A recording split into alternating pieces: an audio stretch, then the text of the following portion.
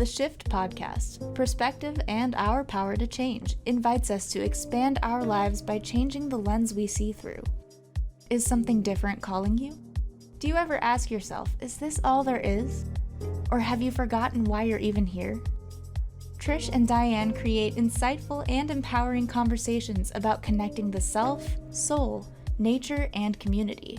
Navigating life by choice rather than circumstance is how we make the shift to expand our humanity. The shift starts now. Welcome in, everybody. Happy Friday. Welcome to the Shift podcast, where our choice to expand our lives starts with us by changing our perspective.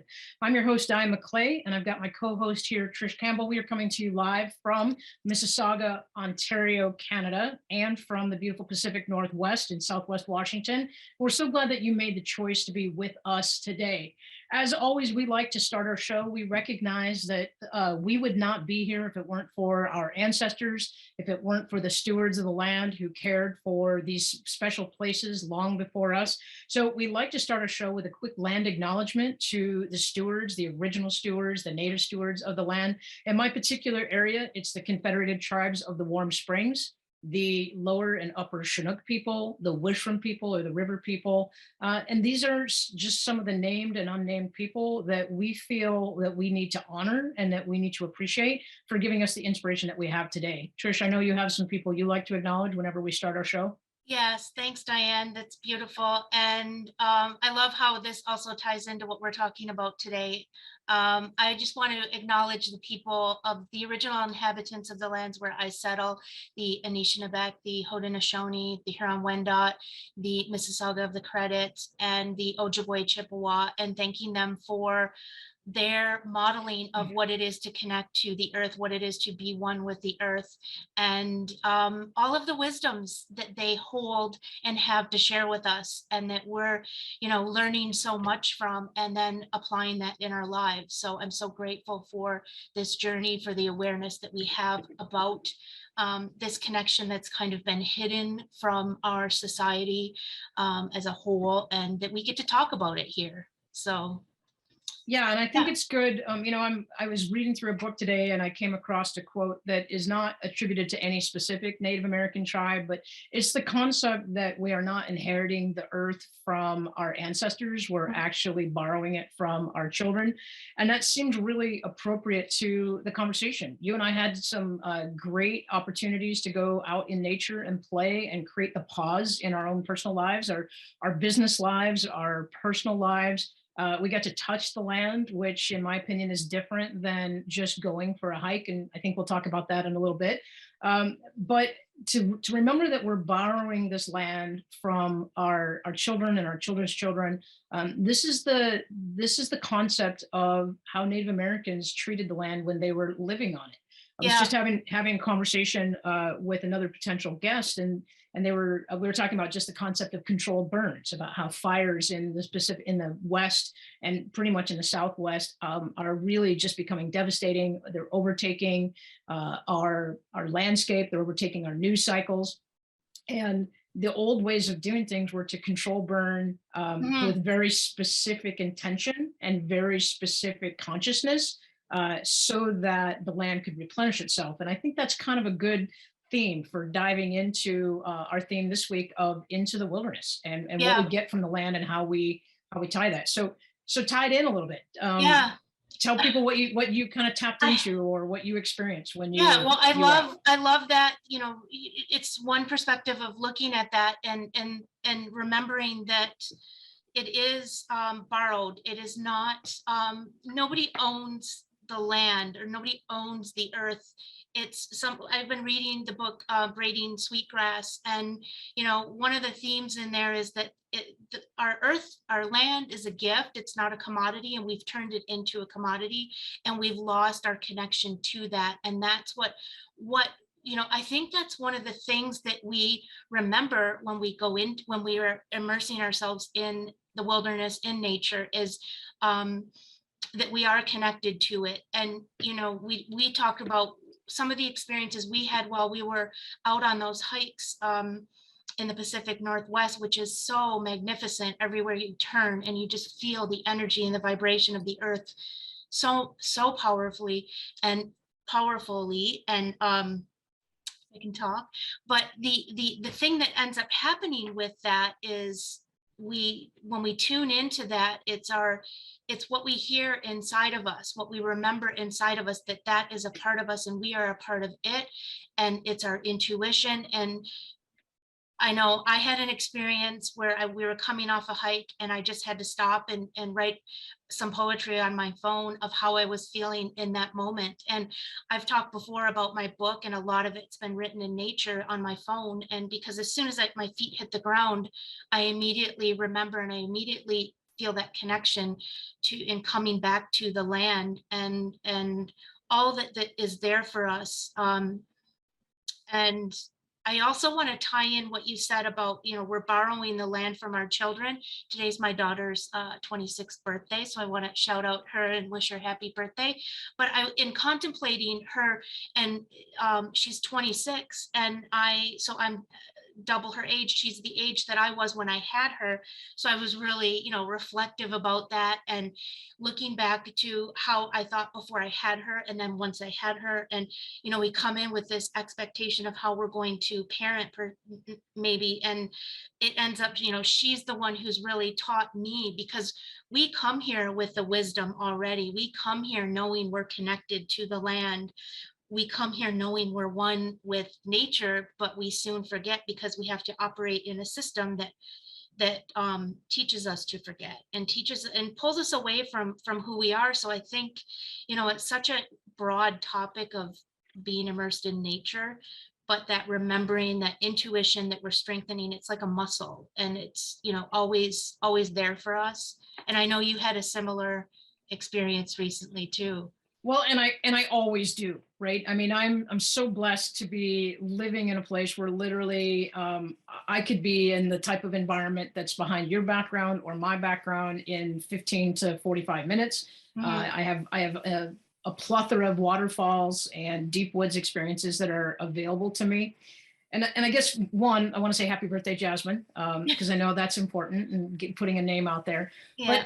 But that the experiences that I have in nature, I was on the hike I was doing, we were coming back from a beautiful waterfall, and for some reason, cedar trees are always a draw for me. I smell them long before I see them. In the Pacific Northwest, we're dominant with Douglas fir trees and some ponderosa pine, depending on where you are. So when I can spot the bark of a cedar tree, the long, sinewy, stringy bark of a cedar tree, it just pops out to me like pink in the middle of green for some people. Yeah. And that's my happy place, right? There's a place for me that when I can't reach nature, there's a hike that I go to where you descend in kind of this low boggy valley, and then suddenly you're in old growth cedar, and the smell of cedar it just comes down on you, not in a heavy way, but almost like a warm blanket that wraps itself around you. My senses suddenly become heightened: smell, sight, hearing. There's this point where I'm almost transported by what I call the magic of the cedars. And for me, I think that also, now that I have that connection, when I go on a hike and I see a single cedar tree by itself, I'm drawn to it. In this particular place, it had been blown over by wind. It has a long vertical crack. Cedar is one of the few trees that actually splits vertically. And I was drawn to just pick up the pieces and smell them. And then suddenly, just like you, I heard the voice of my muse talking to me about integrity. Mhm. And I just felt the need, like I needed to capture that. So that's a long story to say that even without trying to connect to nature, nature actually connected itself to me and gave me something. And I think that that's one of the things that we're really working hard to invite our listeners to do, is to create that pause in their life and tap into that thing that drives them, that they know to be true. Right. And and the reason why we're talking about this, and we always say that, change begins and ends with us individually. Collective change does, and it's up to us to take that action, or to, reflect. And this is about that invitation to, connecting with nature is really connecting with yourself, because that that is the natural progression or the connection of when we're in that energy, that is part of us and we are a part of it, so we connect to ourselves. I just, I keep thinking back to something that I wrote, and I also found it in this book, but I wrote it when I was like 17 or something, that and reminding myself that I've never been lost in the woods, only found.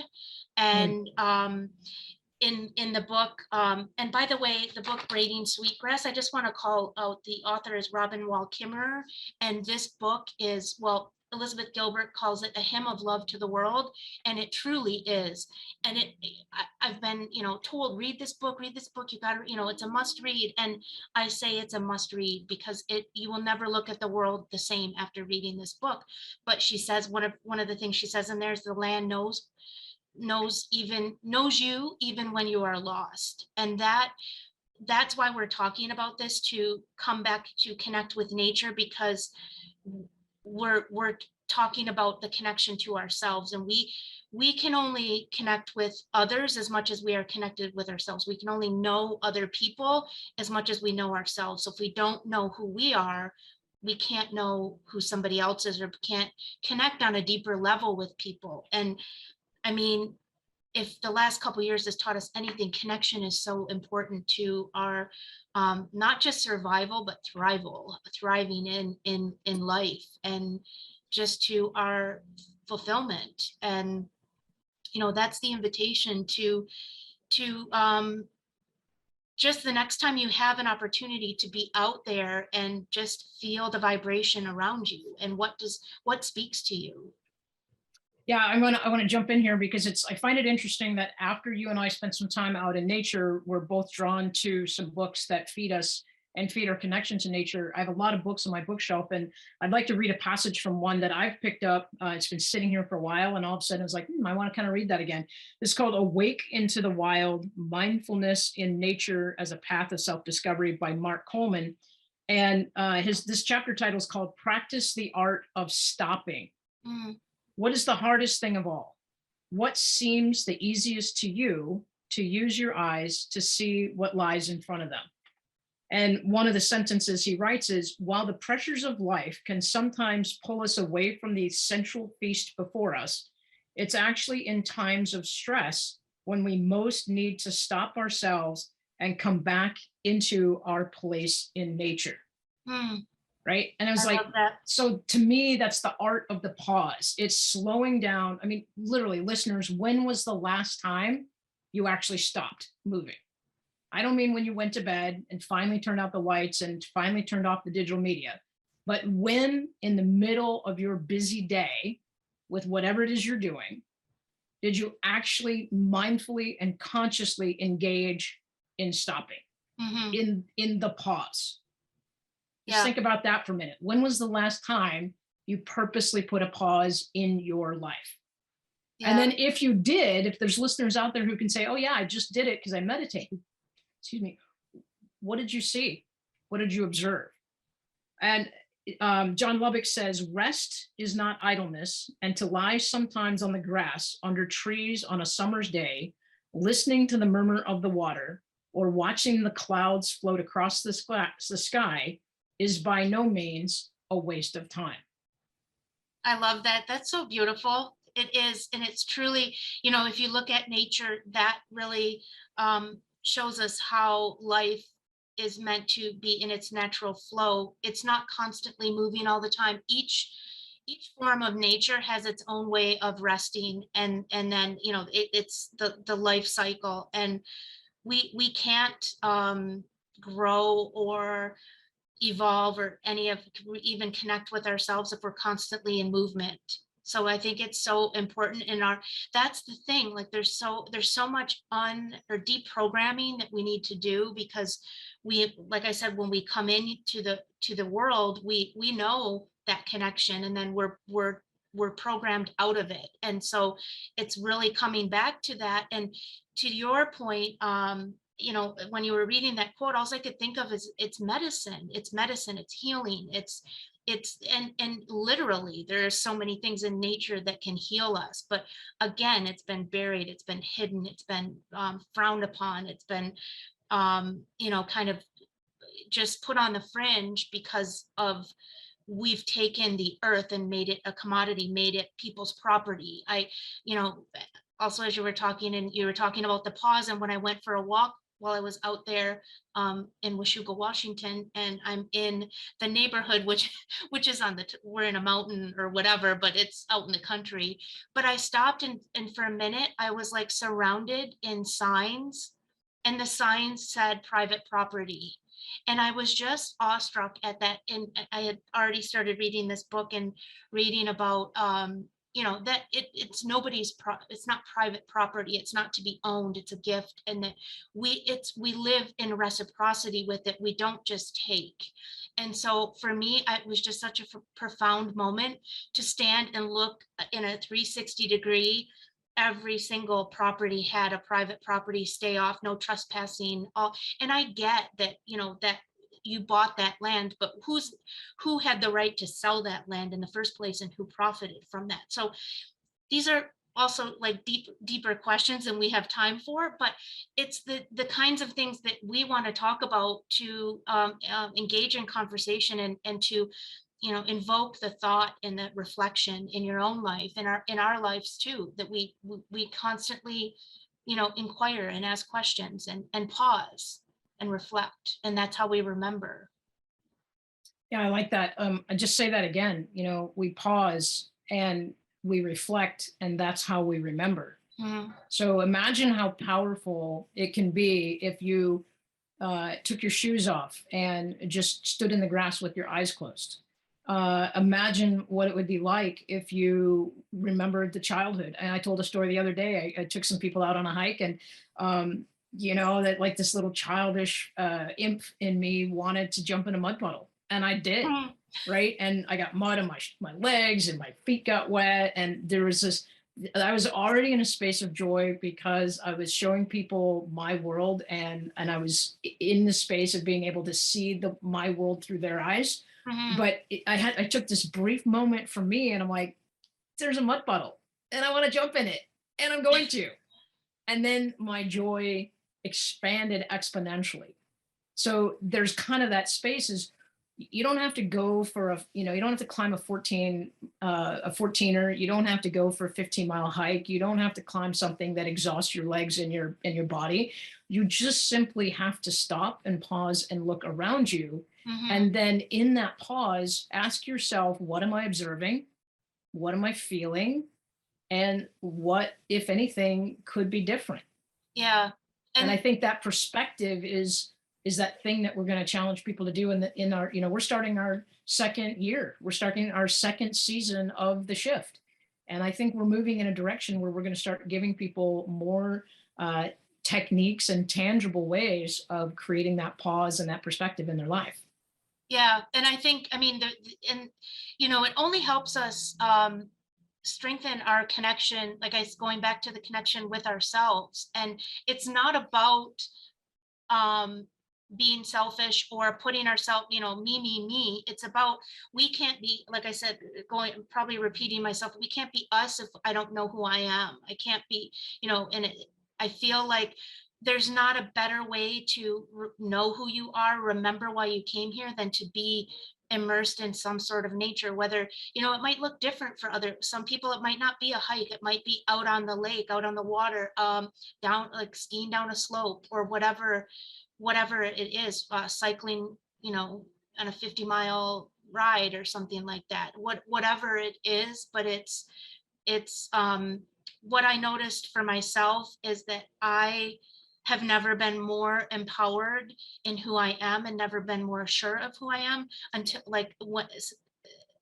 I started reconnecting with nature, because I wasn't always that way. I was, always in the grind, and I'm not saying, downplaying a 9 to 5 or whatever, but I was always in the system and trying to prove my worth that way. And when I disengaged with that and came back to the simplicity of life, that's when, like you said the word joy, and that is joy is happiness for no reason. You just have to be, and there's no better place for that. And I think that is why it's so healing, and why, being in nature is so medicinal. It's also easy, And right? it's easy. And Yeah. it's super crazy easy for me, but let's just assume that some of our listeners are people who live in the city, and the concept of camping or being outdoors or bugs really is just not appealing, right? There's a quote, and I can't tell you who said it, but it goes something to the effect of, there are flowers to be seen if you choose to look. Yeah. Right? So replace flowers with there's air to breathe if you choose to inhale. There's something to be learned if you choose to be curious, right? It's a metaphor that wildflowers we find in nature, but not even wildflowers. Walk around your neighborhood and look at people's gardens. Look at what somebody has intentionally grown, whether it's a tomato or a pepper or a zinnia or a rhododendron. People are putting energy into producing something that has a visual and visceral effect on the people that walk through those surroundings. And we're challenging you and asking you to slow down and notice it. And then when you notice it, how do you feel? Yeah. What starts to come alive for you when you notice that thing? So you don't have to be deeply immersed in nature. You just have to be curious enough to look for it and ask for the guidance or the lesson that is meant for you. Right. And you said the word feel, and that's really, I feel like why it's so, why this process of being in nature is so healing, is so where we build that connection to ourselves, because, and it goes back to the work that we both kind of do, but I specifically with Reiki, when I, that work and the healing, it and the feeling, it's like, this is how we process anything that we're going through, any emotions. We think we can think our way through it, but we can't. It happens in the body, it happens intuitively, it happens through the soul, it happens through that connection. And that is what ends up, that's the magic that happens when we're in nature, because we are tuned in and tapped in to that energy, and to that direct connection to our source. And we don't really have to even do anything or effort anything, it just subtly happens. I mean, at least that's been my experience. And that's been my experience working, because nature is energy. And the work that I do on the Reiki part of the work that I do is energy as well. It's universal energy. It's all of us. We have it in us. So it's really allowing that to flow, and then allowing that to flow so that we are in our truest potential. And I think that's the beauty of that pause, is we're inching our way into that without having to really think about it or do anything. Right. And what I'm thinking about right now is I've had the privilege of seeing some of your art, some of your creative pieces. And for our listeners who are curious, they should go to your website, right? And which is, this is Trish, or is it? This is trishcampbell.com. Okay, yeah. This is trishcampbell.com, and they should click on the tab that says art pieces, because the visual production of your creative art is the essence and the culmination of exactly what we're talking about. It's right. Tapping into self, it's feeling the energy, it's feeling the connectivity. You shared with me that you don't always have a preconceived idea of what you want to paint or draw. It just, you feel something and then allow the colors to come onto the paper and represent what you feel. But as somebody who's had an opportunity to really look at your art and experience it firsthand, it's the thing that the art is the expression of the feeling is the expression of what comes naturally is the expression of what we're being given all the way around us. Right. And the expression is important, because it's not meant to stay inside of us. It's meant to come out. It's meant to be spoken. What that is our medicine too, whether it's through art, whether it's whatever it is your, that is also part of the process of our our connection, but our growth and our healing. And, you know, I talk a lot about healing because I feel like that's why we're here. We're here to healing required to get us to our full potential. And, you know, we both people with that in our own ways. And, you know, it's just, I want to remind people, whoever in that, or you need support, because sometimes we have it inside of us, but we can't see ourselves. You have two people right here who can help you with that. And we both have our own styles of doing that. But I know just from my experience with you, Diane, like you just have this gift for seeing just the magic in people that they sometimes can't see in themselves, and you draw that out. So people to go to your website too and connect with you if they need some support, or they want to do something differently. And then DianeMcClay.com. Yeah. And you know, the thing is that here's the question that I would put out to our listening audience. We want to hear from you. Yeah. What is your expression? How are you showing up as your real natural self at the best level that you have? So you can hit us on Instagram, and I'm at Coach with Diane, or the Encourage Me, and you can hit Trisha. Let us know what your expression is. Yeah, I'm at this is Trish, or yeah, at this is Trish Campbell on Instagram, and my website is thisistrishcampbell.com. You can connect with us. Yeah, we want to engage you in the conversation, and you know, have your feedback, and like this is an ongoing dialogue that we're having. So we're so appreciative that you're joining us for our second season. I just want to thank everybody behind the scenes, Jacob, our producer, who's always making us look good. And just I don't know, why don't you close this out, Diane? Just that we want to hear from you, and we want to engage you, and we want this to be a two-sided conversation. So hit us up and let us know if this is landing for you. All right. As always, perspective and the power to change, it always starts and begins with us. Happy Friday. Have a great weekend. Take care of each other. Take care of the earth. And we'll see you next time. Thank you for listening to the Shift Podcast, where perspective and our power to change intersect. Slowing down to look at things from a different angle is necessary to effect positive change. You hold the power to transform yourself and your life. It is already inside you, and it's within reach. Clarity comes from awareness. Momentum comes from choice. Healing, growth, and transformation happen on the Shift Podcast. The first and third Fridays at 12:30 p.m. Pacific. For more information, go to invibe.ca or dianemcclay.com.